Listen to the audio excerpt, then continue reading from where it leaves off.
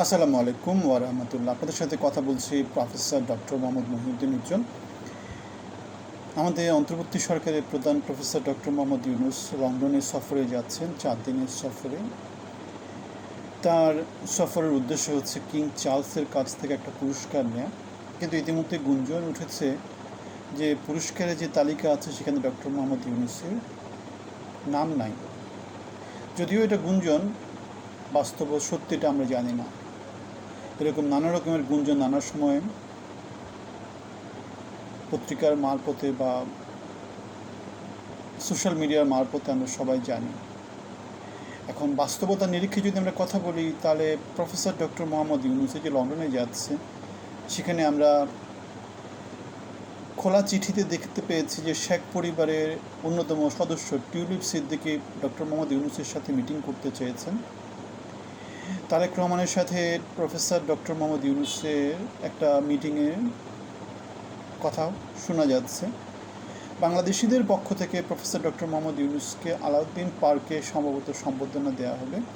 সুতরাং বাংলাদেশি সমাজের অন্যতম কর্ণধার হিসেবে তারেক রহমান, টিউলিপ সিদ্দিকী, বিএনপি বা আওয়ামী লীগ বা এনসিপি বা ইউনূস সমর্থক গোষ্ঠী যারা আছে, তাদের মোটামুটি একটা পার্টিসিপেশন দেখা যাবে ইউনূসের পক্ষে, ইউনূসের বিপক্ষে, বা ইউনূসকে শক্তিশালী করা, বাংলাদেশের পরবর্তী রাজনীতি কোন দিকে যাবে সেটা ঠিক করার জন্যে। একটা খবরে দেখা গেছে প্রফেসর ডক্টর মোহাম্মদ ইউনূস 10 মাসে এই যে এত বার 11 থেকে 12-13 বারের মতো বিদেশে গিয়েছেন। সেখানে খরচ মোটামুটি 200 কোটির বেশি খরচ হয়েছে। তিনি তো আর একা একা যান না, তিনি তার যে প্রেস টিম যারা আছে, প্রেস টিমের বিশাল একটা বহর আছে, সিকিউরিটির একটা বিশাল বহর আছে, তাদেরকে নিয়ে তিনি যান। সুতরাং এদের থাকা, খাওয়া, বিমান ভাড়া বা যে বিবিআইপি যে সার্ভিসগুলো তারা পান, সব কিছুই তো মোটামুটি বেশ এক্সপেন্সিভ। সুতরাং এগুলো বাংলাদেশের ট্যাক্স পেয়ারদের মানি। ডক্টর মোহাম্মদ ইউনূস কি এটা জানেন না? অবশ্যই তিনি জানেন। তাহলে এত টাকা খরচ করে তিনি কেন এত দিল্লি, সুইজারল্যান্ড, লন্ডন নানা কিছু করে বেড়াচ্ছেন? ডেফিনেটলি তার একটা উদ্দেশ্য আছে, এবং আমাদের যেটা মনে হয় সেটা হচ্ছে বাংলাদেশের ব্যাপারেই তিনি করছেন, বাংলাদেশকে স্থিতিশীলতা দেওয়ার চেষ্টা করছেন। এই যে তিনি লন্ডনে যাচ্ছেন, সেখানে বাংলাদেশের রাজনীতির গতি প্রকৃতি ঠিক হবে সেটা আমাদের এই মুহূর্তে ঠিক। কারণ বাংলাদেশে না যত লোকজন আছে তার থেকে বেশি লোকজন এখন কোথায় আছে? লন্ডনে আছে। জয় সেখানে গিয়েছে, টিউলিপ সিদ্দিকী সেখানকার নাগরিক, প্রফেসর ডক্টর মোহাম্মদ ইউনূস সেখানে যাচ্ছেন, তারেক রহমান সেখানে আছে, বিএনপির যে নীতি নির্ধারণে যেগুলো হয় সব কিছু লন্ডন থেকে হয় সেটা আমরা জানি। স্থায়ী কমিটি বা বিএনপির দল নেতাকর্মী সব বাংলাদেশে আছে, কিন্তু সব সিদ্ধান্ত লন্ডন থেকে আসে। সুতরাং আমরা দেখতে পাচ্ছি বাংলাদেশের একটা ভাগ্য লন্ডনে স্থির হবে। একটা আলোচনা আসছে যে ক্লিন ইমেজের আওয়ামী লীগ, কারণ আওয়ামী লীগ ছাড়া কোনো নির্বাচন বাংলাদেশে হবে না। আওয়ামী লীগ ছাড়া কোনো নির্বাচন বাংলাদেশে হবে না। বিএনপিও সেটা জানে। বিএনপিও সেই নির্বাচনে গেলে হয়তো তারা সরকার গঠন করতে পারে, কিন্তু সে সরকারটা বিতর্কিত হবে।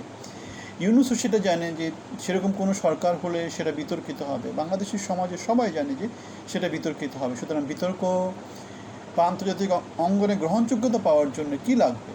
যেটা লাগবে সেটা হচ্ছে একটা গ্রহণযোগ্য নির্বাচন লাগবে। আওয়ামী লীগকে নির্বাচনে নিয়ে আসতে হবে, সেটা যেইভাবে হোক। কারণ বিএনপির সমকক্ষ কোনো রাজনৈতিক দল নির্বাচনে নাই। তাহলে আমরা জানি নির্বাচন হোক বা না হোক, শুধু যদি বিএনপি নির্বাচন হয় তাহলে নির্বাচনেরই তো দরকার নেই।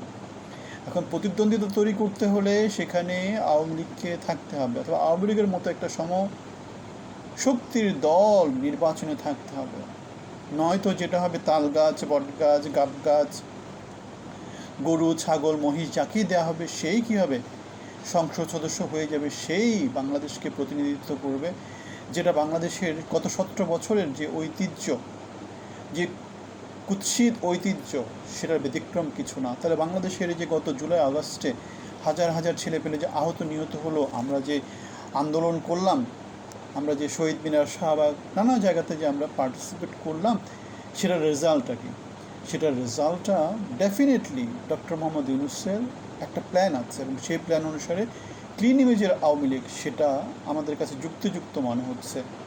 সুতরাং আওয়ামী লীগ হয়তো বা নতুন নামে আসছে, নতুন নেতৃত্বে আসছে, আওয়ামী লীগ নির্বাচনে থাকবে। বিএনপি হয়তো বোকা ছিল, 3বার নির্বাচনে পার্টিসিপেট করেনি। আওয়ামী লীগ কখনোই বোকা মনে করি না।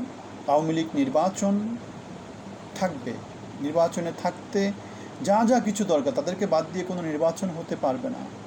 সেটা আমি জানি না বাংলাদেশে কে বিশ্বাস করে যে আওয়ামী লীগ ছাড়া বাংলাদেশে নির্বাচন হবে এবং সে নির্বাচন শান্তিপূর্ণ হবে। আমি বিশ্বাস করি না। সুতরাং ক্লিন ইমেজের আওয়ামী লীগ, পরিবর্তিত আওয়ামী লীগ, যে কোনো রকমের আওয়ামী লীগ যেটাই হোক, বাংলাদেশের নির্বাচনে তাদেরকে থাকতেই হবে গ্রহণযোগ্যতা পাওয়ার জন্যে। আন্তর্জাতিক অঙ্গনে, দেশের ভিতরে, এশিয়ার মধ্যে, স্টেক হোল্ডারদের ভিতরে, অথবা পরবর্তী যে সরকার, সেই সরকারের স্থিতিশীলতার জন্য সেটা দরকার, বাংলাদেশের স্থিতিশীলতার জন্য সেটা দরকার। সুতরাং ডক্টর মোহাম্মদ ইউনূস ডেফিনেটলি একটা মিশনে তিনি লন্ডনে গিয়েছেন এবং বাংলাদেশের ভাগ্য সেখানে নির্ধারিত হচ্ছে। আমার এই মুহূর্তে এটাই ঠিক, সামনে হয়তো আমরা আরও পরিষ্কারভাবে জানতে পারবো।